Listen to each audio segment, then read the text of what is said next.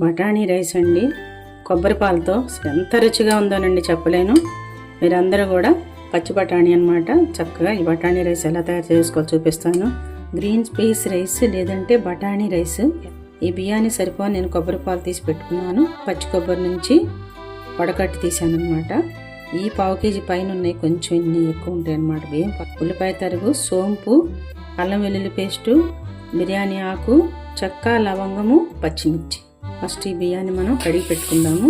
బియ్యం గనక నానబెడితేనండి 1.5 పడుతుంది, 1.5 పడతాయి వాటర్.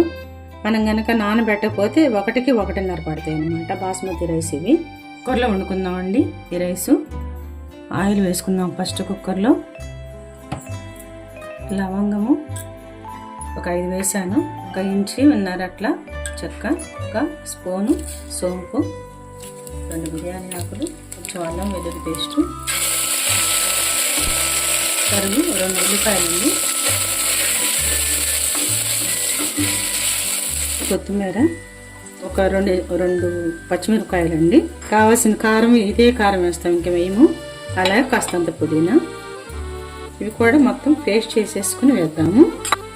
ఇలా కచ్చా పచ్చిగా వేసుకోవాలి, మరీ మెత్తగా అవసరం లేదు. ఇలా కొంచెం కచ్చా పచ్చిగా వేసుకుని వేసేసుకోవడమే. మిక్సీ వేసింది పేస్ట్ అంతా.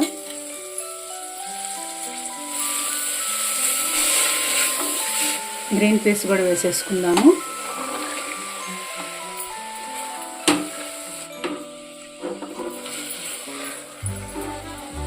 ఈ బఠానీలండి ఇప్పుడు వచ్చే సీజన్ అన్నమాట. కాయలు నేను బఠానీ కాయలే తీసుకొచ్చి ఒలిచి వేశాను.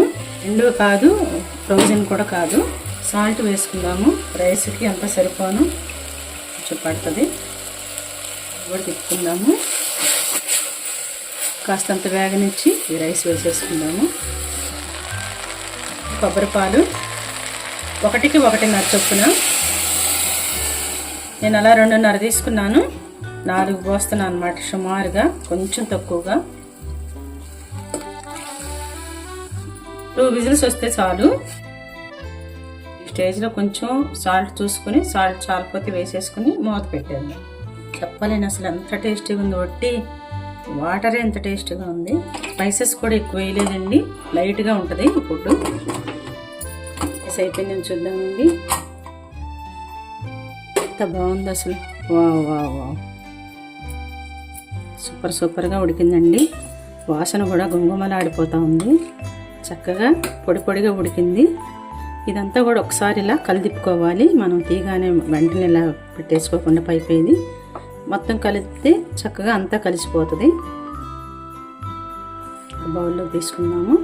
ఉప్పు కారం అన్నీ సరిపోయినాయండి. నేను వేసిన కొలతలన్నీ మీరు కరెక్ట్గా వేసుకుంటే కరెక్ట్గా ఉంటుందండి. అంత పర్ఫెక్ట్గా వస్తుంది అన్నమాట. ఇంతే పర్ఫెక్ట్గా వస్తుంది మీకు కూడా. రుచి కూడా అద్భుతంగా ఉందన్నమాట. కొబ్బరి పాలు యాడ్ అయ్యేటప్పటికి ఎప్పుడైనా సరే ఏ ఆహారమైనా రుచి వచ్చేస్తుంది బాగా. రెడీ అండి బఠానీ రైస్ విత్ రైతా. సూపర్గా ఉంటుందండి. వెంటనే తినేయాలి వేడివేడిగా. చాలా బాగుంటుంది. బఠానీ రైస్ అనుకోండి, పులావ్ అనుకోండి, చాలా టేస్టీగా ఉందండి. పిల్లలు పెద్దవాళ్ళు అందరూ కూడా చాలా ఇష్టంగా తింటారు. హెల్దీ ఫుడ్ అండి ఇది. మనం ఎప్పుడైనా చేసి తినొచ్చు. టిఫిన్గా అయినా, మధ్యాహ్నం రైస్గా అయినా, సాయంత్రం టిఫిన్గా అయినా సరే. నేను అందరూ కూడా నచ్చినట్టయితే కామెంట్స్ పెట్టండి, షేర్ చేయండి. థ్యాంక్ యూ సో మచ్ అండి.